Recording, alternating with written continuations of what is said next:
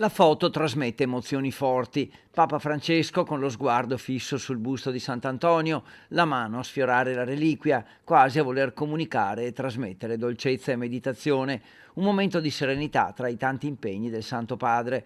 Una foto scattata a Lisbona prima dell'incontro con più di 1 milione di giovani per la giornata mondiale della gioventù. Il busto è stato portato nella città di origine del santo dai pellegrini padovani, un gruppo di quasi 200 persone tra frati, giovani e giovanissimi, ed è stato affidato a Papa Francesco per un paio di giorni.